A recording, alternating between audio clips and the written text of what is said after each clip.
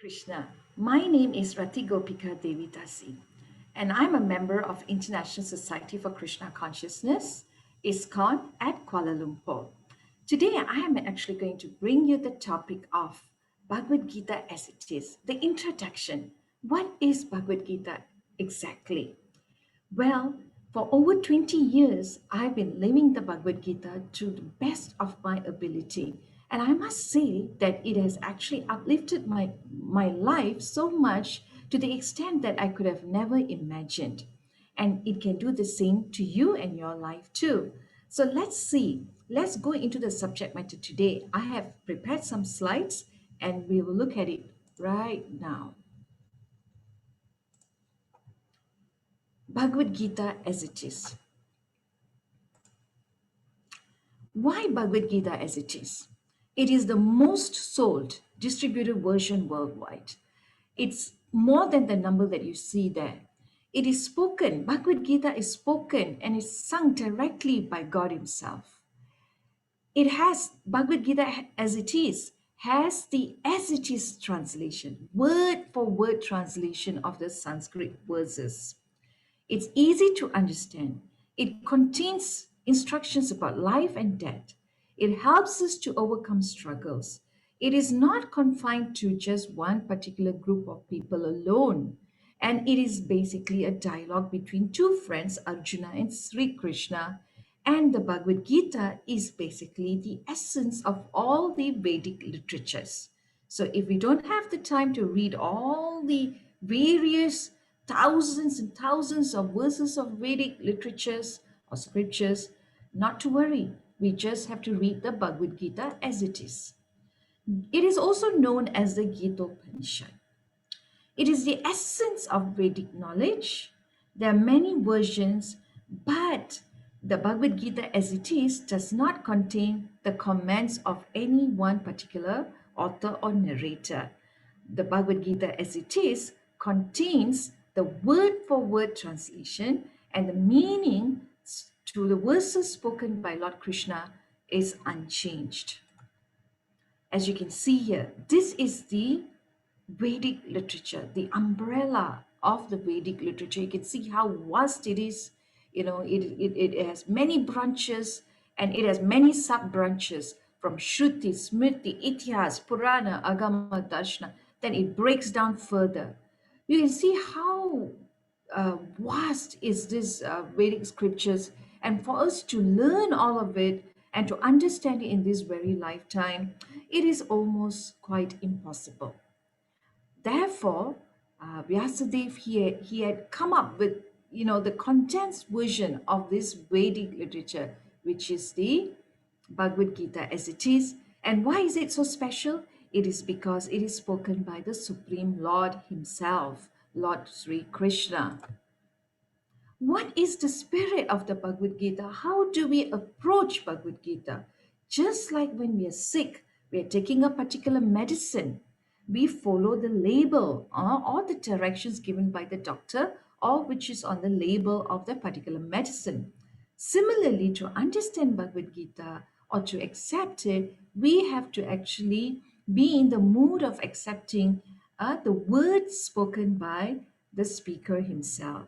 And who is the speaker of the Bhagavad Gita? None other than Lord Sri Krishna. In chapter 4, text 1, the Lord actually informs Arjuna that this system of yoga, Bhagavad Gita, was first spoken to the sun god. The sun god explained it to Manu, and Manu explained it to Ikshvaku. In that way, by disciplic succession, one speaker after another, this yoga system or this chain of yoga system remains unbroken. Then, after a while, it became lost. And then this is where the Lord actually then spoke the Bhagavad Gita again to Arjuna at the battlefield of Kurukshetra. Bhagavad Gita is actually a treatise meant for the devotees of the Lord. The three classes of transcendentalists or devotees, namely the jnani, the yogi, or the bhakta, or the impersonalists, the meditator, and the devotee. A devotee is always in a relationship with the Supreme Lord in five different ways. There are five different types of devotees.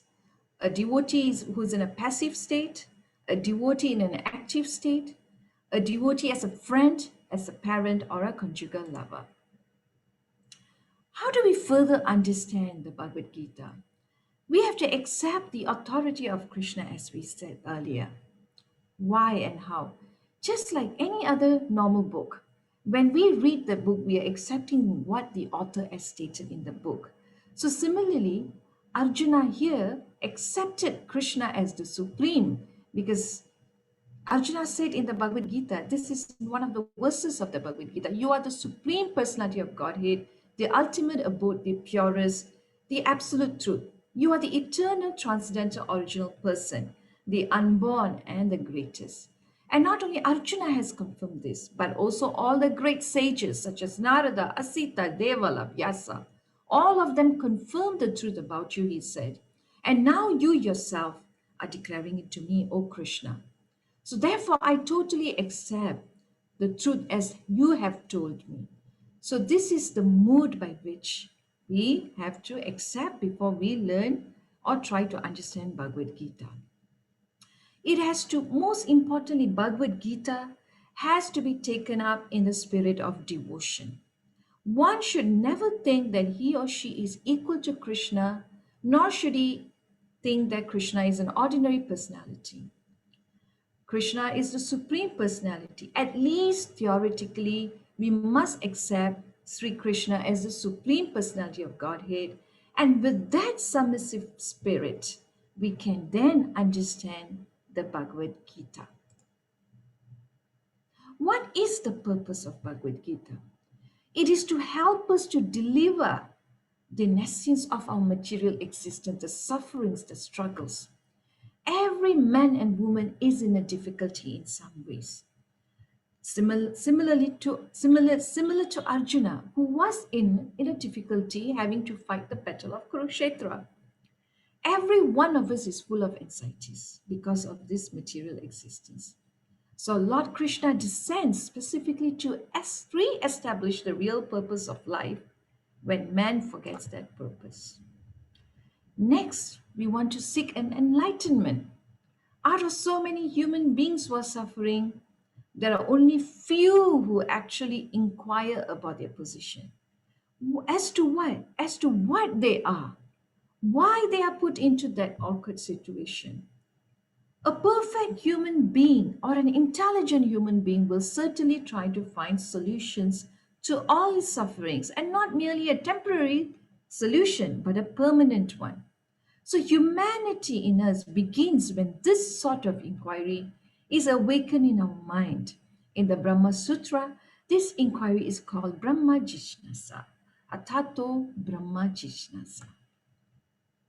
So, the next questions that we will have naturally is about why, how, where. When we begin questioning why we are suffering, where we came from, where shall we go after that? These are all proper questions to be asked by the students of Bhagavad Gita.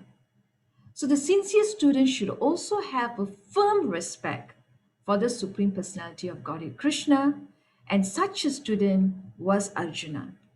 So here is just a small part. This would be my part one to the introduction of Bhagavad Gita. We shall see in the next video as I will continue on speaking about the introduction of Bhagavad Gita. Thank you very much. Hare Krishna.